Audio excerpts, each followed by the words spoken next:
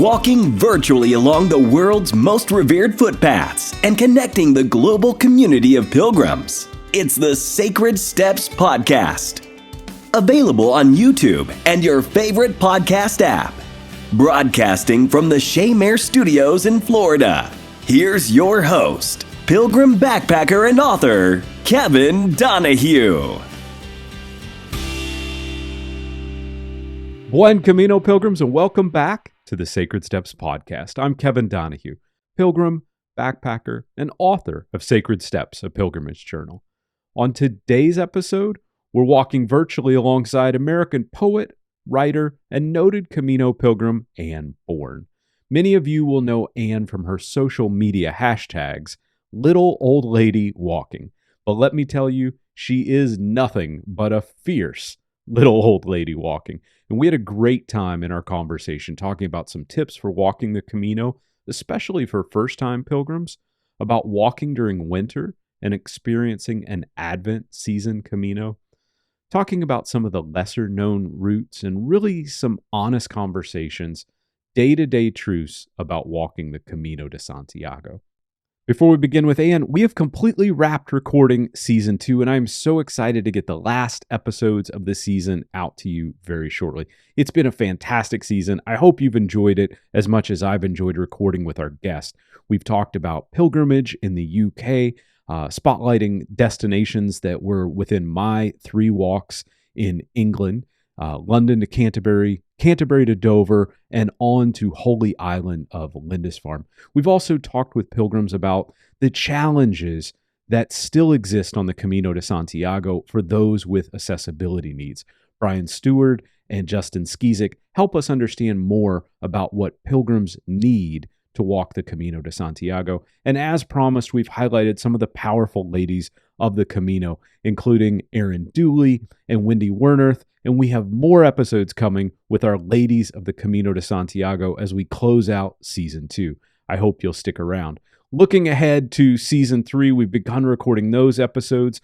Those will focus on the Camino de Santiago, but also my upcoming pilgrimage in Italy along the Via Francigena. So if you're interested in walking that route, please stay tuned. So for more on our upcoming episodes, visit sacredstepspodcast.com. There you can join our Behind the Mic email list where I'll be sending out information not only about these episodes, but also about my pilgrimage routes on the Via Francigena. On the website, you'll also find details and profiles of our podcast guest, the show notes with all the links from every episode. And for those of you who are planning a pilgrimage, on the website, we also have a send a voicemail tool. You just click on the send a voicemail. You can record a 2-minute introduction. We'd love to hear about your pilgrimage plans and share them on the podcast. Today, Carol from Toronto sent us this voicemail about her upcoming pilgrimage. Hi there, it's Carol from Toronto, Ontario, Canada, looking at a pilgrimage this summer on St. Olaf's Way. First, we're going to walk Olafsledden from Sundsvall, Sweden to Trondheim, and then we'll go from Trondheim, Norway to Oslo on another stretch of that same pilgrimage. It's about 1,200 kilometers, maybe a little bit more, and my partner and I are super excited. Buen Camino, Carol. Safe travels on the way of St. Olaf. For those of you who are planning your first Camino, you'll also find our Camino 101 video series on YouTube. Just go to youtube.com/sacred steps for quick 5-minute videos with advice and tips on planning your first Camino pilgrimage. Lastly, a big thank you to all of our podcast followers, supporters, and of course, our key members. For those of you who've been following the podcast for some time, you'll recall that I was given the honor of carrying the prayers of pilgrims on my UK pilgrimage last fall. And I have been promising for quite some time to share some of the impact of that experience. So I will dedicate a little time in our season finale episode to speaking about that humbling experience. If you're not already, please click subscribe on your podcast app so that our future episodes will be available to you automatically. So on today's episode, it's my pleasure to welcome Anne Bourne to the podcast. Anne Bourne is an award-winning writer and poet who's walked the Camino de Santiago 10 times and written several books about the pilgrimage. If you're considering your first Camino, I would definitely recommend her book, Buen Camino, Tips from an American Pilgrim, and we'll be talking about some of her advice in today's episode. Her newest book, If You Stand Here, is a tour of the Cathedral de Santiago de Compostela for pilgrims. Rather than just the physical dimensions, Anne's book instead focuses on how pilgrims and historical figures have experienced the cathedral throughout centuries. A few highlights include Catherine of Aragon watching the Botafumeiro in 1499, Italian Prince Cosimo de' Medici visiting the sanctuary, and places within the Cathedral de Santiago where history continues to resonate with pilgrims still today. If You Stand Here by Anne Bourne is available from Amazon. We'll link it below in the show notes, along with Anne's other books, her poetry, and her websites. Many of you know Anne from her work with the American Pilgrims on the Camino Association, or maybe you've met her during her time volunteering in the Pilgrim Office and some of the albergues along the Camino de Santiago, or even seen her post on social media where she's known as #LittleOldLadyWalking. So it's my pleasure to welcome Anne Bourne, the little old lady walking, to our podcast. Anne Bourne, welcome to the Sacred Steps podcast. Thank you for having me. And a lot of people have seen you on some of the Pilgrim forums and the Facebook groups, and you've given so much to the community over the years in helping pilgrims as they prepare with real life advice about walking a Camino. You've been doing it for a while. I've read your Pilgrim backstory, but I'm not sure everyone's heard it. First, let me ask you, how many Caminos have you done now? It's now 10.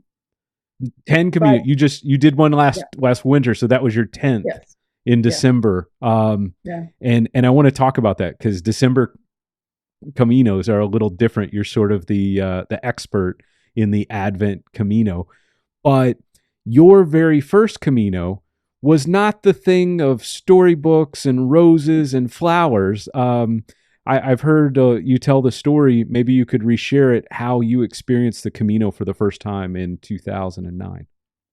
Well, it was May 2009, and I was with my son, and we started in Paris, and then we flew to Toulouse and took a train to Bayonne, and then from there to Saint-Jean-Pied-de-Port. And I had high hopes of making it from Saint-Jean to Pamplona. That's as far as I wanted to go. It was more a reconnaissance mission than anything else. And then I kind of flunked Camino. I flunked the Camino, which is... How does somebody flunk the Camino? It's kind of a terrible thing to say, but my son was 18 and I was significantly older, being his mom. And we had too much stuff and I had the wrong shoes. And I was trying to keep up with an 18-year-old.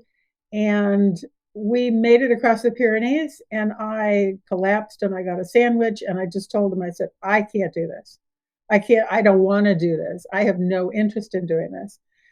But I can't say that the Pyrenees was lousy because the Pyrenees was spectacular.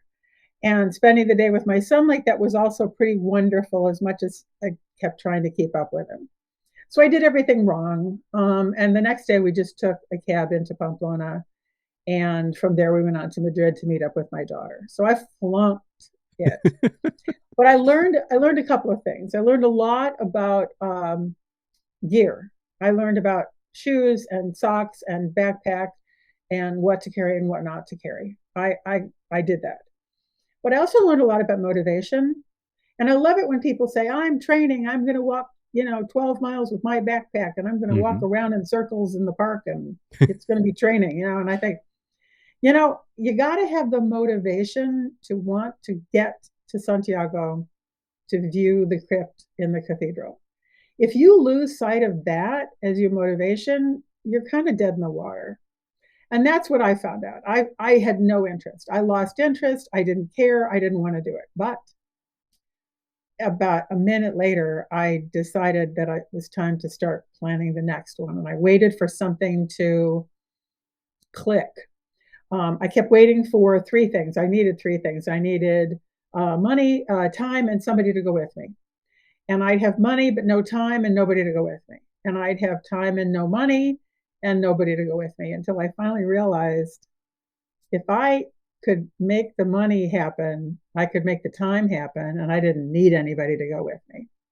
So the following December, this was the last Holy Year in 2010, I took off on Christmas Day, and I left New York on Christmas Day, and I arrived at the cathedral to go through the Holy Door. And I managed to get in the line that snaked all the way across the plaza, on December 31st, an hour and a half before they closed the door. That right in. Those two Caminos, I'd like to ask you a couple questions about them. 2009, let's see. I might be wrong. We might have to fact check IMDb, but the movie The Way hadn't come out yet. No. And this was the Camino de Santiago was not the cultural phenomenon that it kind of is today in terms of awareness and really the resources. So can I ask you how you and your son thought to take that first Camino in Spain, 2009? Well, I had studied it when I was at the University of Michigan as an undergraduate. I was an art history major, and I was studying with a medievalist who had this marvelous class called Romanesque Sculpture of the Pilgrimage Roads. And she taught Arthur Kingsley Porter, who is a 1920s medievalist, American medievalist, who believed that sculptors and painters and musicians and poets and builders and sculptors all walked with pilgrims, so that there wasn't really a school of sculpture like a school of Paris or a school of Venice or a school of Rome, that these were itinerant sculptors. Yeah. And they would go from one church to the next. And that's why he saw, this Professor Porter, that's why he saw similarities from one place to the next. So in the back of my mind, I'm thinking, that's the most amazing thing. I want to walk a road where troubadours and poets and artists and sculptors walked. This is amazing. But I was 19, and in those days, you know, a girl by herself picking up her stuff and taking off to go to Spain for a month was not going to happen. I could barely make it to Chicago by myself, much less, you know, international travel. So I kind of put it in the back of my mind. And then that fall, before I took off with my son, there was an article in the paper about the Camino, and I thought, you know what, that's the thing that I wanted to do, and I never did. That's great. Thanks for sharing how we got started. Yeah. And, you know, I'm struck by, and I think you've talked about this before, so I hope it's okay to ask you, but I'm struck by you talking about the Camino through the lens of that university student, and thinking about the, you know, the bohemian nature of all of those things that were happening in Spain. And that really doesn't sound like you know, now we sort of romanticize this call to pilgrimage sort of mantra. And it sounds like that first Camino for you was not necessarily, you know, an overly spiritual undertaking. No. It was me being enormously frustrated that I couldn't get into the empty churches. I really have a passion for empty churches. And since the impetus for all of this was studying Romanesque sculpture in the churches, I still remember, this was in 2010 when I was walking by myself during the Holy Year.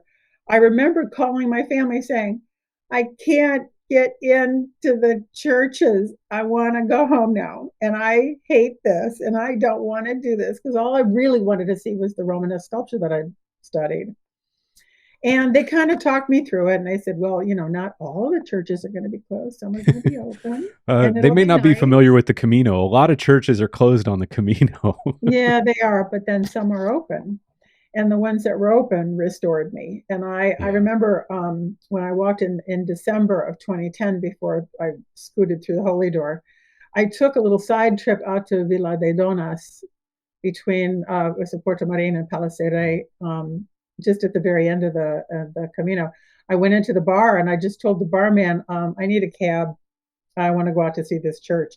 And so he calls his buddy. He says, this was just a really wonderful moment. He says, I have a pilgrim here. And I thought, oh my God, nobody's called me a pilgrim before. That's really kind of cool. That's really kind of wonderful. And I'm drifting off, and this guy pulls up in a car. I get in the car, I take off, we go out into the middle of this field.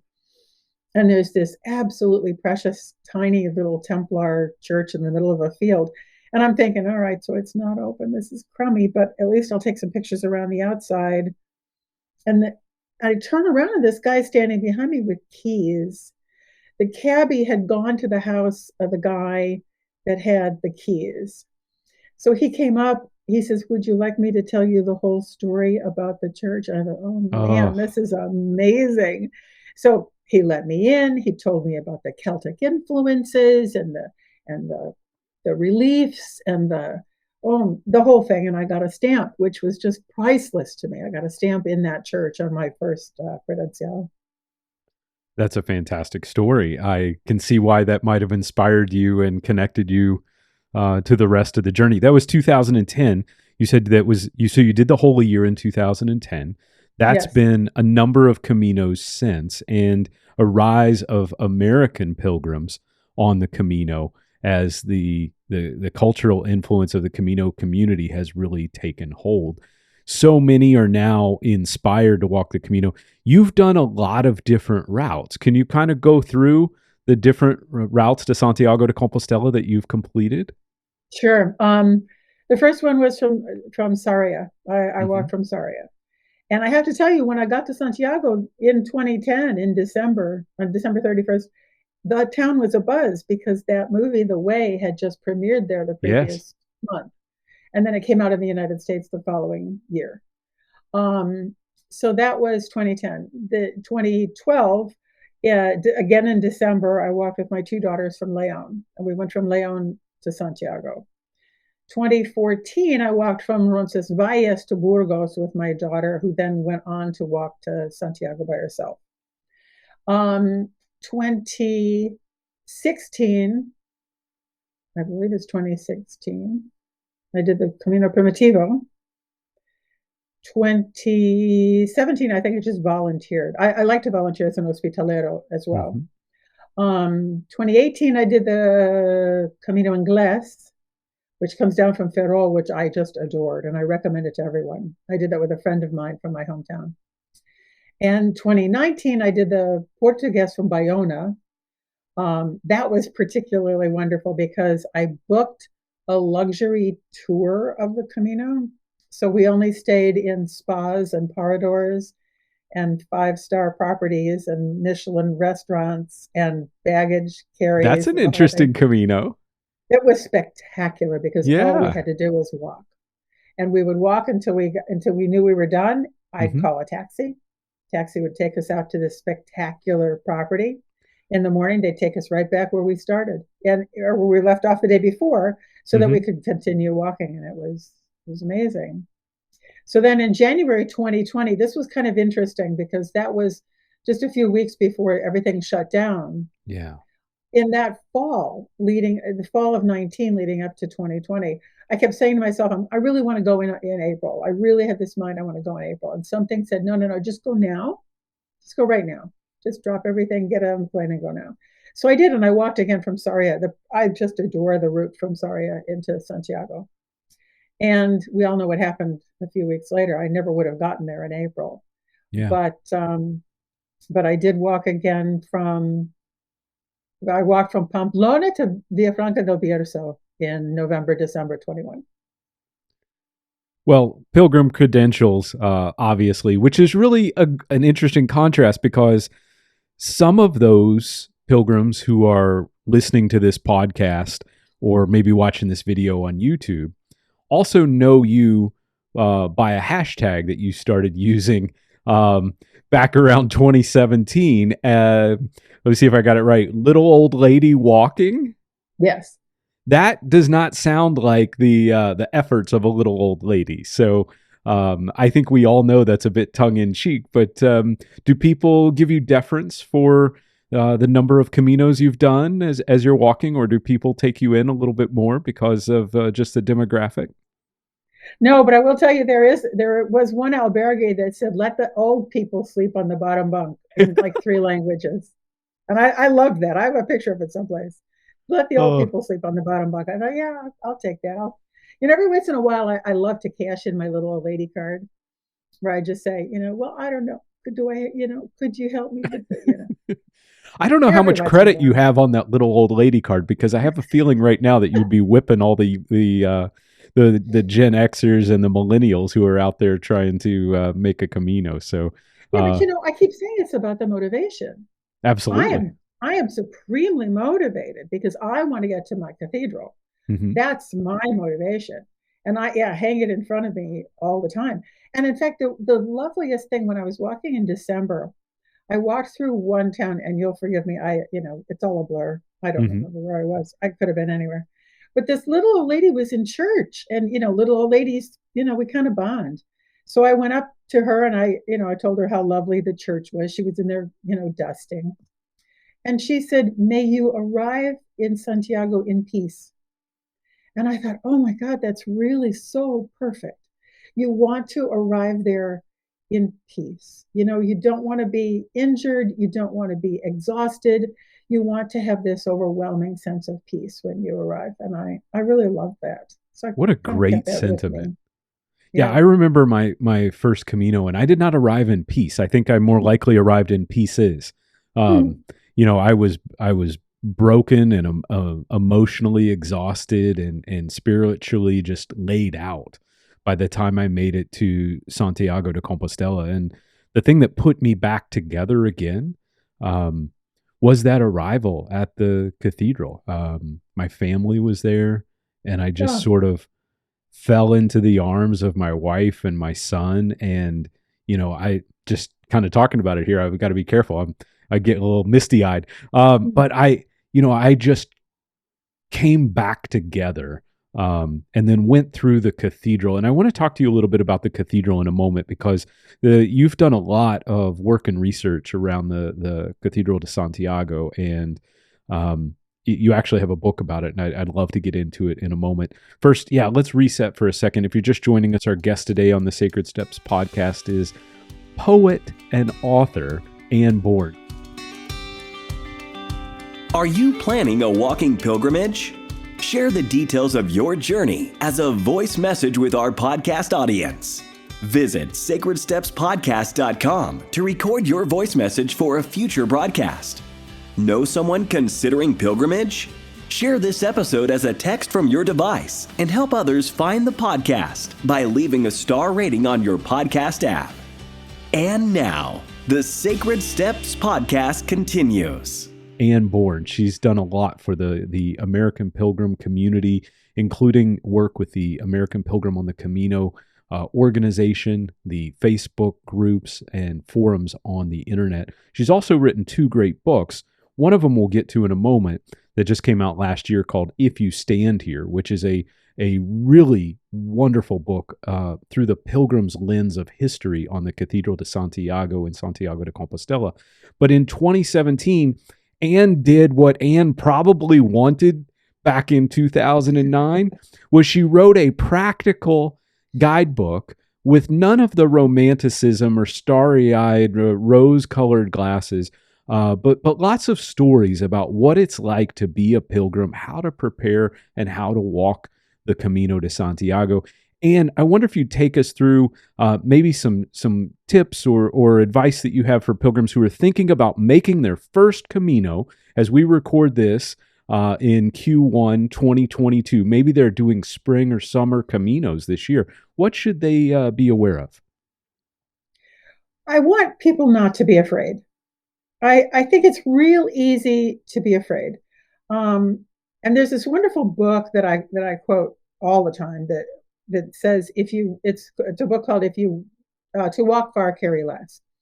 And in the beginning of the book, he says you carry your fears in your backpack.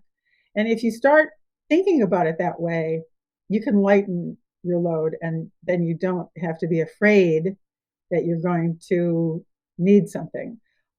You're afraid it could rain, so you bring an umbrella. You're afraid you could get cold, so you bring a sweater. You're afraid you could get a cold, so you bring cold medicine. You're afraid that you might need extra socks. I don't know, whatever it is. He was so right that everything, I mean, I just went through my purse and I went, oh my God, everything in my purse is because I'm afraid of something. So I want people to shun fear. Focus on the motivation, focus on why you really want to do this. If you're looking for a great hike, there are lots of great hikes in the world. Yeah. But if you're really looking for something that is sort of spiritual cleansing, and my friend Wendy says it's something to fill your eyes. And I love that, because everything you do all day long will fill your eyes. And then I warn people not to rustle plastic bags. I mean, there's lots of practical advice in the book. I tell this story about this guy that at 5 o'clock in the morning, he decided to get up and start rustling his plastic bags, and he was packing things in. Everything went into a plastic bag.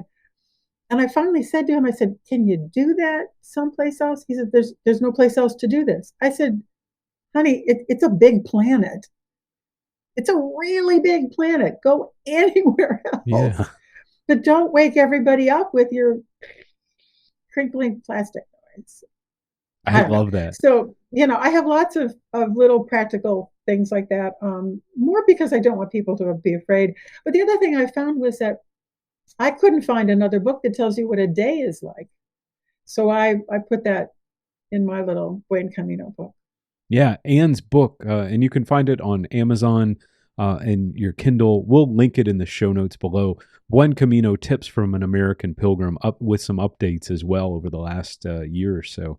And I appreciate so much what you've done, because a lot of the guidebooks, the guidebook mentality can be very dangerous on the Camino as well, I think, because especially for your first Camino, it's almost too prescriptive. And people say, okay, I have to walk from, the guidebook says, stage 1 is from here to here, and that's what I need to do. And the Camino is so much, it will show itself to you if you let it, but if you just do it in such a prescriptive manner, and there really aren't books that give practical tips the way yours does. So Buen Camino, Tips from an American Pilgrim is a great pickup if you're planning the Camino. Just grab it on Amazon on your Kindle. It's very easy to read. It's very well written. Thank you, Anne. Much appreciated. Kudos to you. But I think it demystifies a little bit the day-to-day, as you say, for the pilgrims. Yeah, but the other thing is that I always want people to recognize they have to be self-sufficient. Yes. So many times you say, well, will there be a hairdryer, or will they have blankets? So what if they don't have a blanket? You're going to sleep with no blanket? I mean, that's entirely up to you if you do that usually, and it's 40 degrees out. Because odds are, if it's 40 degrees out, it's only going to be 50 degrees indoors. There's very little opportunity for heat in many, many places where you'll stay along the Camino. To be fair, I stayed in 18 different albergues in the fall, and I only found 2 that did not want to give me blankets. They said specifically, due to COVID, they were prohibited from giving blankets. I'm not going to challenge them. I'm not going to whine at them. I'm not going to offer them a 20-euro note, say, give me a blanket. No, I'm going to say, I'm good. I've got my sleeping bag. I've got a sweater. I've got wool socks. I can put my little toes in and I'll be fine. You have to be self-sufficient. You can't, I hear the Camino provides. That's bullshit. The Camino does not owe you anything. You have to be able to take care of yourself. That's great advice. Another great piece of advice that I read from you was, to understand that you're a guest in another culture, and to embrace the place that you are, the people that you are, and those traditions with, I don't know, I'm putting words in your mouth here, but with a little bit of grace, and to, make the effort to really be in that moment, versus recreating your day-to-day scene on the Camino. You've walked so many Caminos and you've been in so many different circumstances that I presume are different from, home base of Michigan and New York, right? The Camino should be its own experience, don't you think? Yes. And you have to be willing to be flexible and to, just make it up every day. And if you want to stop, you stop. And if you want to keep going, you keep going. The other thing is that I've met too many younger pilgrims in November and December last year when I was on the caminofrances who said to me, well, my ankles, my knees, my shins are really killing me, but I want to keep up with my friends. And they have planned to do 40 kilometers tomorrow. And I said, but that's going to hurt. Well, I can't leave my friends. And I wanted to say, this is going to sound really snarky, but I wanted to say, do you know what university they went to? Do you know their mother's name? Do you know where they grew up? Do you know what their dad did for a living when they were a kid? I'm guessing you know their name and where they're from. This is George from Holland, right? Or, Michael from Germany. That's all you know. So do not sacrifice your pilgrimage to someone you don't know. As much as people go on about the Camino family, it's very easy, especially for younger people. I mean, less likely for me because I don't have any time for this. But for younger people, they're very easily swayed to want to stay with the group, not necessarily to their benefit. So that's another caveat. Be careful. You can easily say, go ahead. Either I'll catch up with you or I won't, or I'll meet you again in Santiago. It's good, but you have to make this your own. And the other thing is, I have to tell you, when I first started to write the book, the Buen Camino book, I thought, the only thing I know is that it is not going to be my spiritual journey. This is how I learned to love my neighbor. I was lost and now I'm found. Oh my God, there are 2,000 books like that. I determined that in order for anybody else to get to that point where they could write that book, they could probably use tips about plastic bags. There you have it. Tips from a little old lady walking. The book is Buen Camino, Tips from an American Pilgrim. Linked it down in the show notes for everyone. So just in your podcast app, you can click on it, go straight over to Amazon in your local Amazon website. You'll be able to pick it up or grab it on Kindle e-readers. And I want to talk to you about a couple more subjects. One, you've been saying, I was walking in December and, the winter Caminos. And, that is something that is terribly foreign to most of the pilgrim communities. But you have made quite the habit of walking in the Advent season, walking to Santiago de Compostela, different routes during the winter months. What does a winter Camino bring that maybe you don't get in the balance of the year? Solitude. There were days in December where I did not see another person the entire day. I could walk for 6 hours and not see anyone. I would, if I was lucky, I'd be able to stop at a bar that was open. Most everything is closed. I mean, things are open, but they're not really. It's an interesting thing. The infrastructure doesn't disappear just because nothing's open.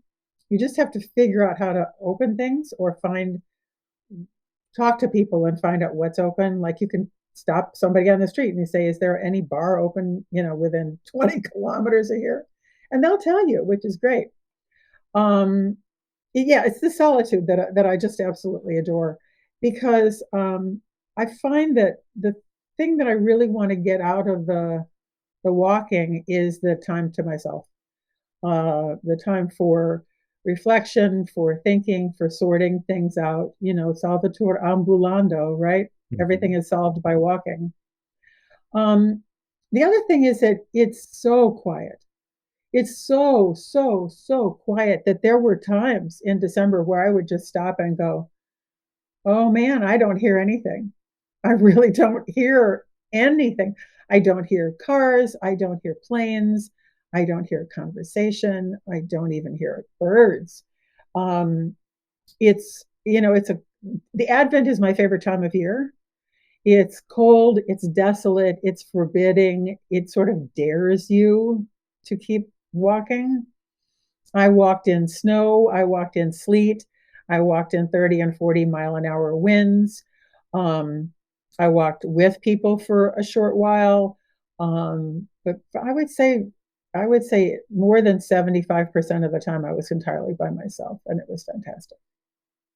That is a very unique Camino experience because in the summer months, it's sometimes harder to find a moment by yourself. And so It is. And I've worked in albergues in the summer, and I know, when groups and groups and groups of people come in, that to me is a distraction from Mhm. why I want to do this. I want to focus on the saints. I want to focus on where I'm going. I want to focus on why I'm here. I want to focus on why I've selected today to walk. And then the beautiful thing about this, and I promise you, there aren't too many people that can say this on the planet in general. When I am there in December and I am walking the Camino, I am where I want to be. Mm. And I don't think a lot of people can say, I am where I want to be, just in their daily lives. I wrote a blog once about how you really get everything you want, especially if you walk by yourself. You can stop or go or not stop or not go or spend the night or keep walking or get up early or sleep in. You can do whatever you want to make it entirely yours. And to me, that's the beauty of it. Yeah, that sounds like a really wonderful Camino. And then arriving in Santiago de Compostela, I guess the city looks completely different for Advent. Yeah, it's wonderful. It's mostly the locals. Hmm. The lights are strung up, and it's lovely. I actually was able to attend Mass on Christmas Day, which was so fabulous. You have talked a lot about Santiago de Compostela in your new book, If You Stand Here, a pilgrim's tour of the Cathedral de Santiago. And this book, like your tips book, is not the typical, here's a lot of the architecture of the Cathedral de Santiago de Compostela. This book really awakens the pilgrim spirit of the cathedral and its impact on the lives of so many over literally centuries, hundreds of years you've gone back here. And I was flipping through, and we'll link this book on Amazon in the show notes down below. But there are stories of historical figures and practical, places where you can relive, if you will, through your storytelling, the experiences they must have had. You talked about the Botafumeiro with Catherine of Aragon, the Spanish princess, and how her visit, what she would have seen, and what that must have been like. And there are so many famous figures, the Medici priest and such, who have been through the years, and all of these moments that echo in the pilgrim experience today. I know you mentioned you love medieval churches. You obviously love the Camino. Was this just the intersection of two great passions for you? How did this book come about? Well, when I started to think about the book, this book actually goes back to 2014. I was working as a volunteer in the Pilgrim's office in Santiago, and I had a lot of extra time, and I spent every spare moment inside the building. I was in the cathedral every single day. And I started taking pictures of all of the sarcophagus that are around in the chapels. And I thought, I don't know who this is. I don't know why they're here. So I started buying guidebooks. And when I first started writing the book, actually in 2019, I thought, well, let's pull out the guidebooks. Let's see what other people have to say, and then I'll determine how I'm going to proceed. And I hadn't read any of them.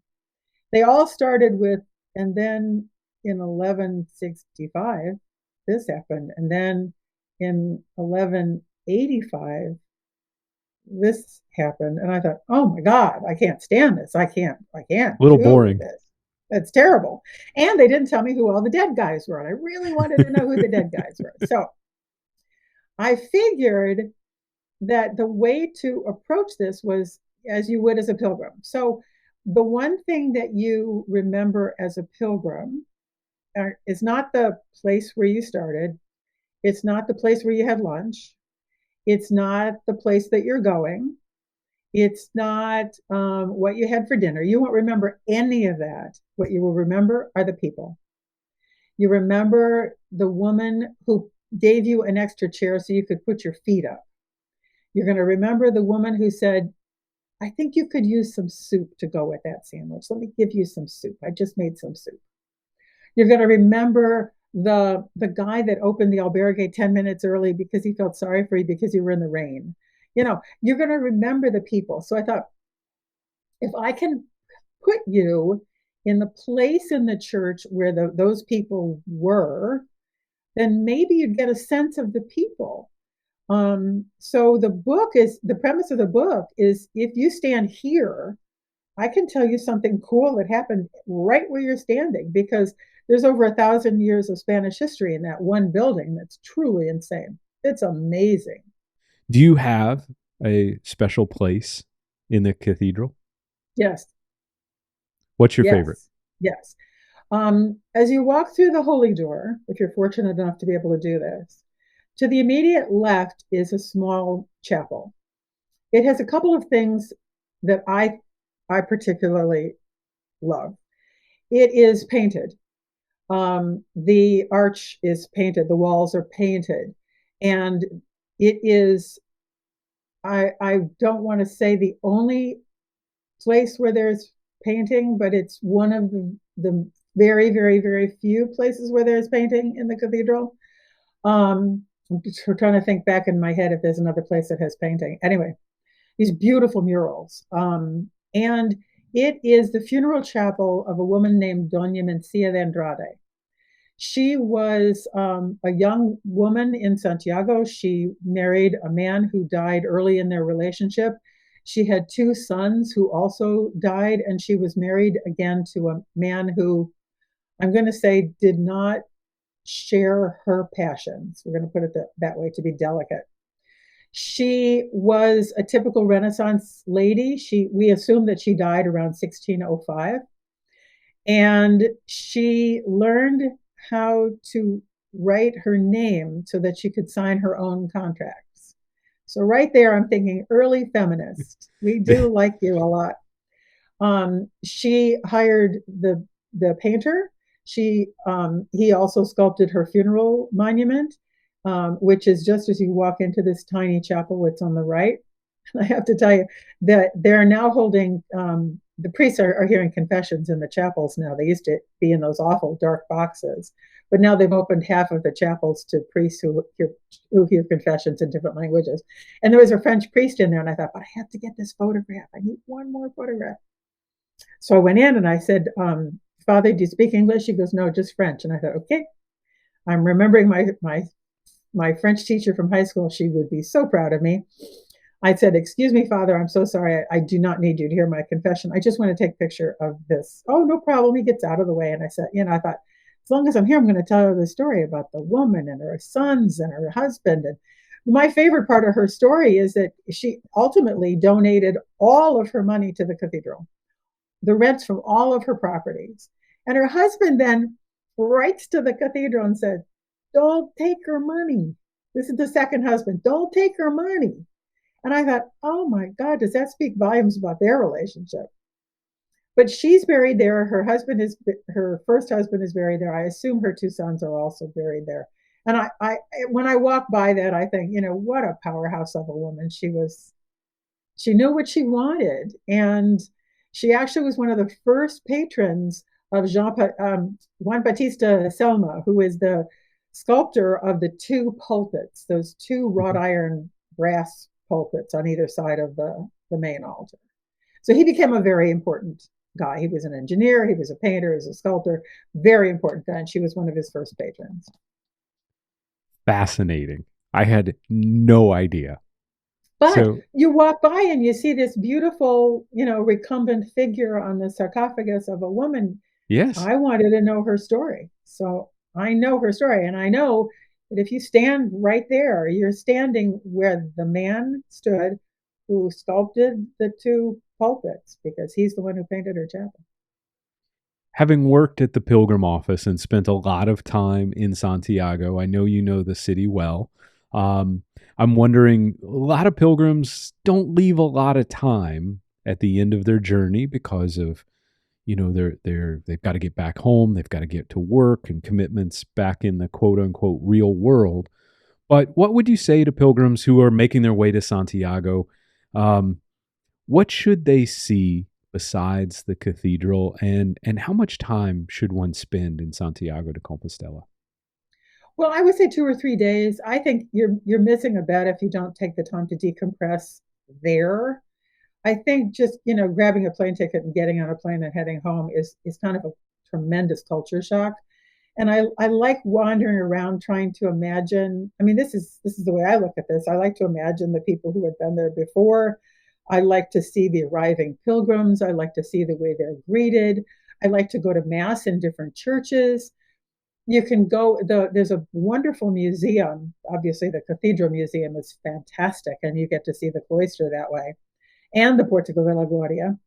There's also a wonderful museum behind the cathedral at San Martin Canario, and it houses the choir stalls that were removed from the cathedral in Santiago.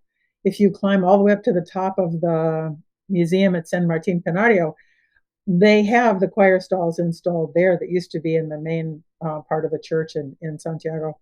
But I also think, Santiago's got the best food in Spain. There's no better food. And, I brought a friend with me in July when I was there, last July, and she's from India, and she lives in Texas now.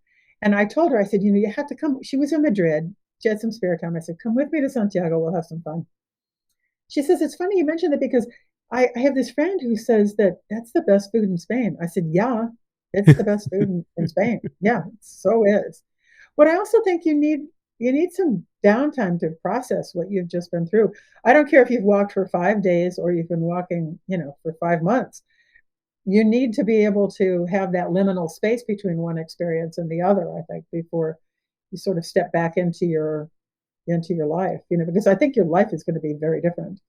And I think that, this gives you a chance to sort of assess. Oh, and the market is marvelous, the food market. Favorite dish?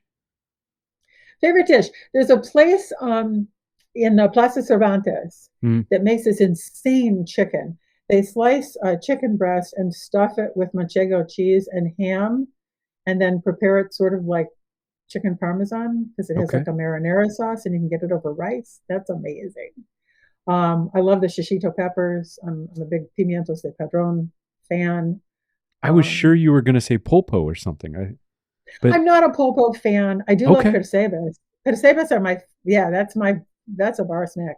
But you have to really be willing to let go of $50 to have a bar snack. Not everybody's ready to do that.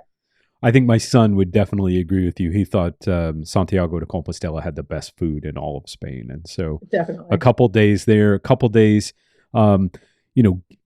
being in the moment, attending the Pilgrim's Mass, walking a tour of the cathedral, spending time, not only arriving. The museum's amazing. The museum is fantastic.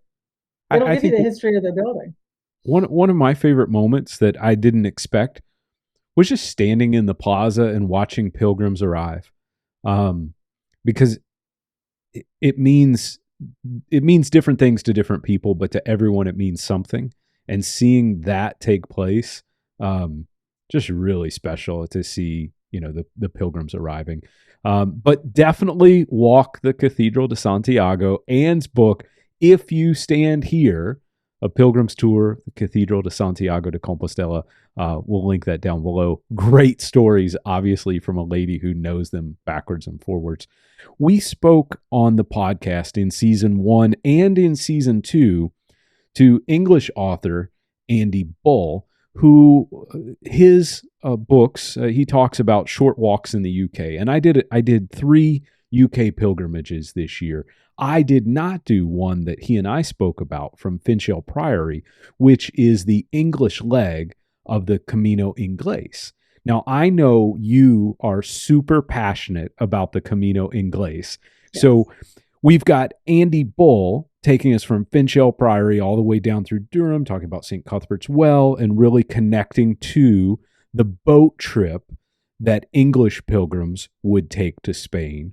Yes, and Durham is spectacular. Yes. Durham is absolutely heart-stoppingly spectacular.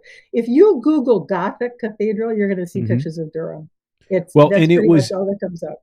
It was fantastic to do the English pilgrimages. I did London to Canterbury, Canterbury to Dover, and then walking along St. Cuthbert's Way to Holy Island, Did you take your Lindisfarne. son with you? No, I take did your not. son with you? I did not. Whoa. We Jack has plans of his own, and he wants to do Camino de Santiago in 23. God willing, we'll do it together. That he wants that to be his first Camino, because that'll be.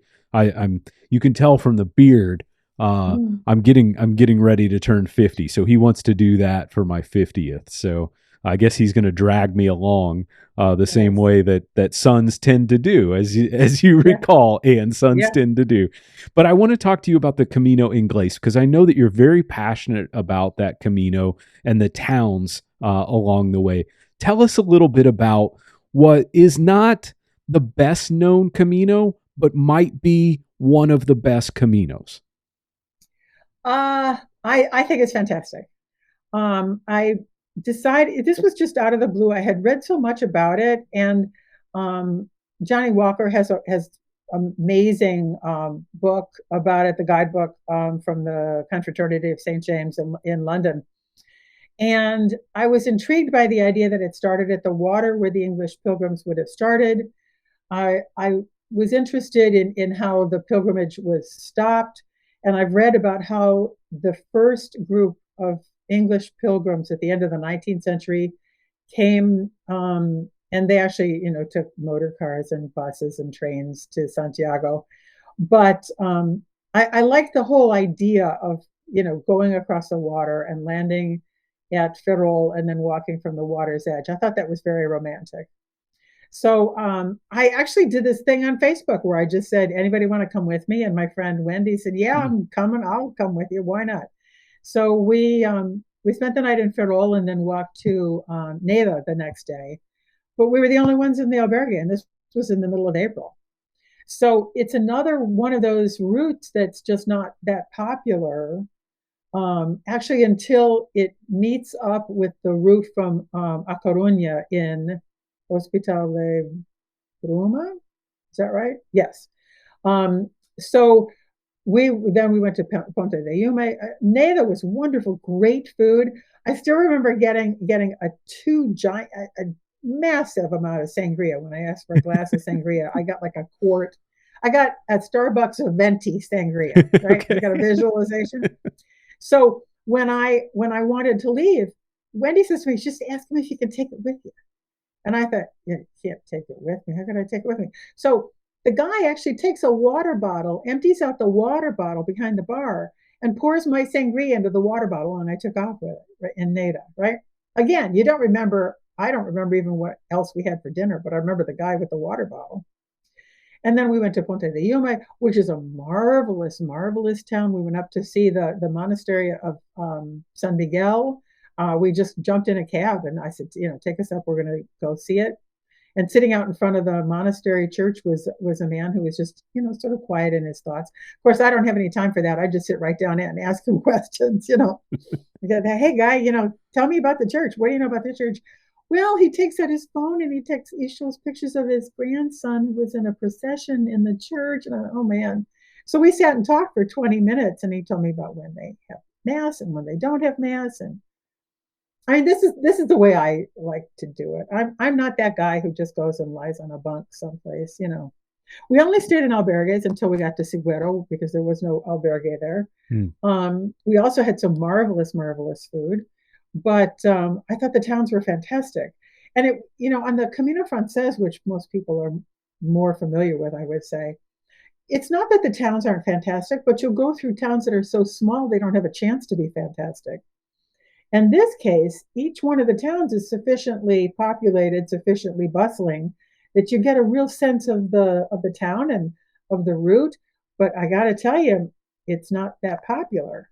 So when I would be dragging along behind my two buddies, I'd come up and they'd be just lying in the grass, just, checking their phone, looking at the clouds. You can't do that if you're worried you're not going to get a bed, or, Right. You've got to get someplace. Which is another reason why I like the winter. I have all day to get where I'm going, and that's kind of freeing. The Camino Ingles is one of those unique Caminos that you can do the whole thing in a Mm-hmm. week. And that's not the case if you want to walk the Francés or the Portuguese. You can't walk the entire route of those in a short amount of time. But here you can, and you can, whether if you're in the UK, you can start at Finchell Priory. They will stamp your Camino passport. You walk your 25K in England, and then make your way to Spain, walk the rest, and you can receive your Compostela. Or you can start just a bit further on the coast, right at the sea, on the Camino Ingles. I can't recall the name of the town, but the Pilgrim office is right by the water at the start of the Camino Ingles. And you walk the entire route to Santiago de Compostela. So whether you walk in Spain or you connect the two routes, the Camino Ingles clearly is a very special route. And the towns in the Camino Ingles, they have all of the infrastructure needed to support the Camino, right? I think some people are worried that the infrastructure on the Camino Frances, which, let's be honest, it has the most infrastructure. It has more yellow arrows. It has more cafes. It has more bars. It has more albergues. But there is more than sufficient infrastructure to support the Camino Ingles. Would you say? Yes, I would say. I would also say you can stretch it out. Typically, you can do it in 5 days. We did it in 6. I think I might do it in 7, because there were a couple of places where I wanted to spend a little more time. But it's just a marvelous route. It's not challenging, I would say, physically. There are some places that are, but most places are not. I just thought it was just a beautiful, beautiful route. I was happy to do it. I love it. And let me just ask you a couple more questions in the time we have left while we have you. It's so great to speak to you. You have this reputation for these Advent Caminos, and this is still a holy year.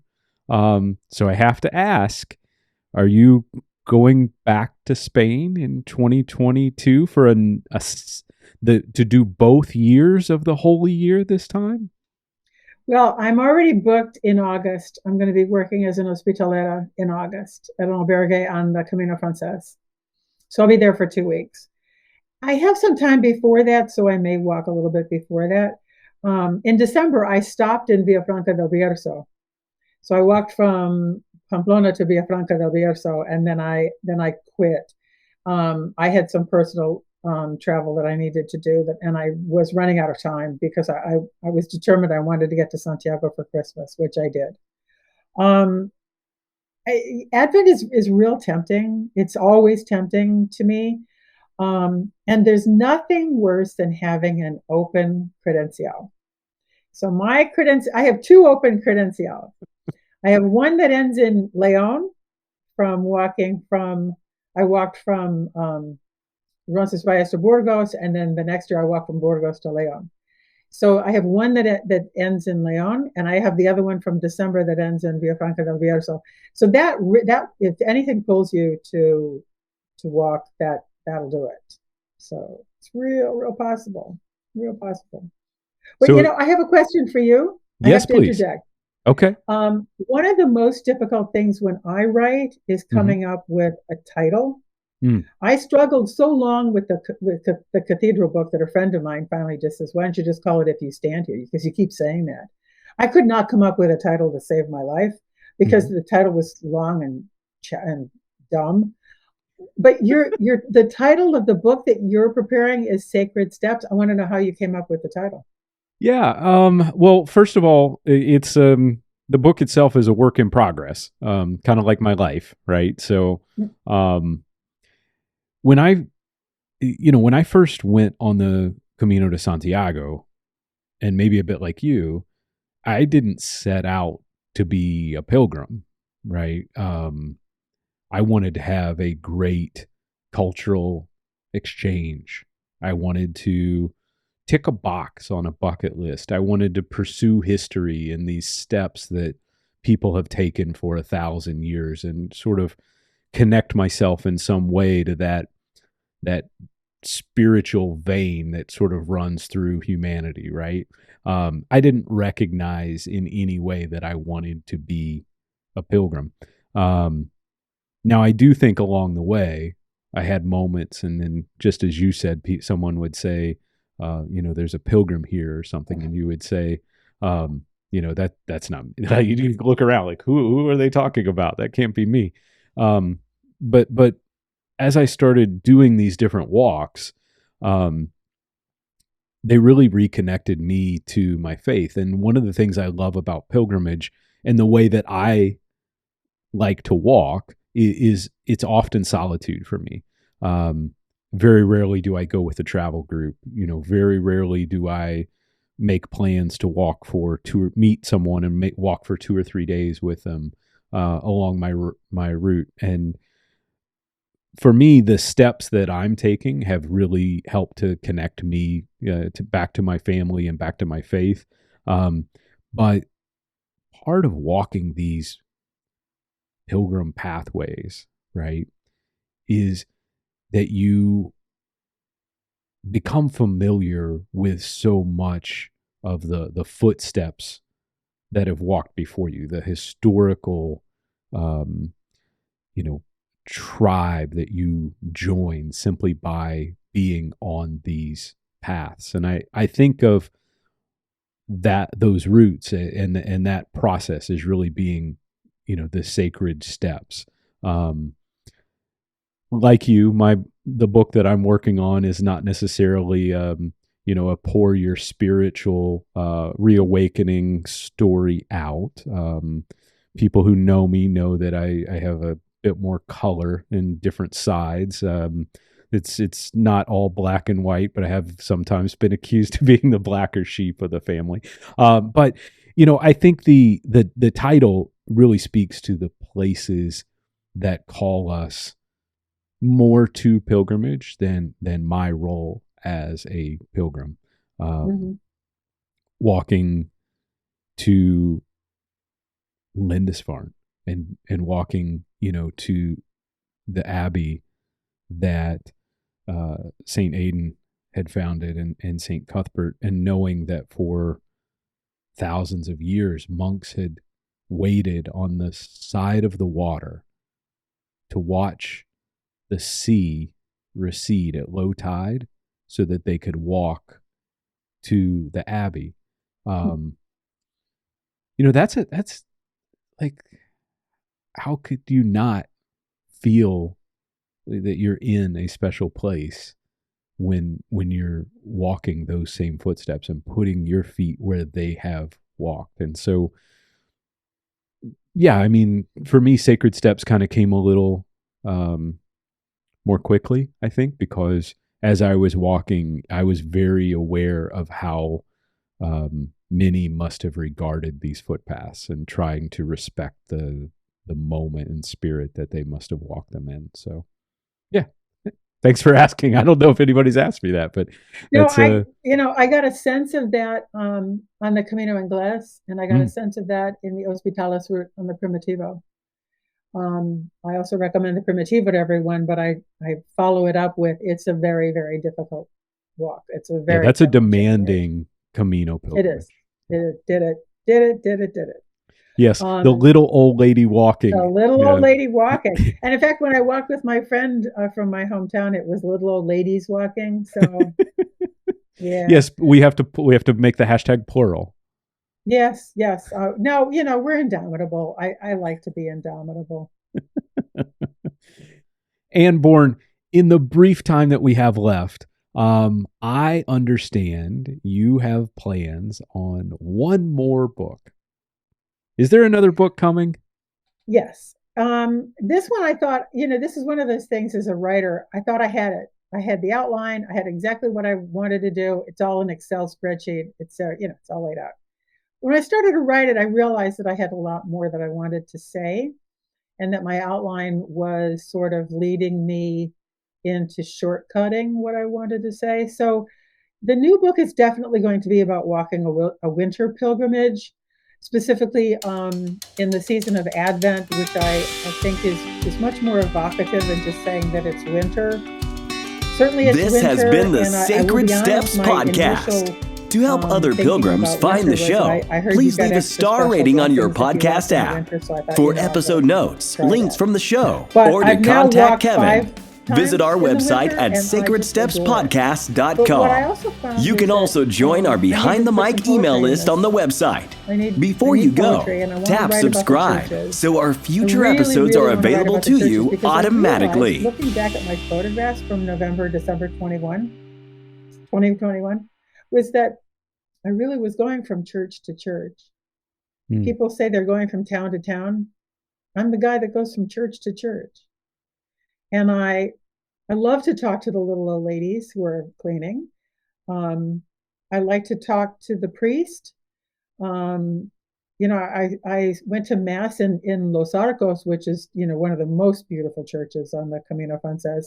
And as I'm walking up to take a better picture of the altar, which is just spectacular in that church, this woman taps me on the shoulder and she said, "Come with me. I want you to meet the priest." So I went with her and I stepped up to the altar, and the priest was standing there. He says, "You speak English, don't you? And you're a pilgrim." And I said, "Yes, and yes." And he gave me a little prayer card that he and I read together on the altar, which is just, you can't, so I need to write about that. And I don't want to just tell the story. I need to figure out how to write about that, because that's all there is to the story. But to me, it was huge. So that's my challenge. How do I make something that's so small on its face, but so huge to me, communicate to a reader? Yeah. The working title is Empty Church. Well, we'll be looking forward to that. And with all that you've given to the Pilgrim community, one more blessing to be upon us from Anne Bourne. Anne, thank you so much for being with us today. Anne's books are linked down in the show notes below, along with her website, Buen Camino, Tips from an American Pilgrim, If You Stand Here, A Pilgrim's Tour of the Cathedral de Santiago de Compostela. And thank you so much for coming on the Sacred Steps podcast. Until we're together in Santiago de Compostela, Buen Camino, my friend. Thanks, Kevin. This has been the Sacred Steps podcast. To help other pilgrims find the show, please leave a star rating on your podcast app. For episode notes, links from the show, or to contact Kevin, visit our website at sacredstepspodcast.com. You can also join our Behind the Mic email list on the website.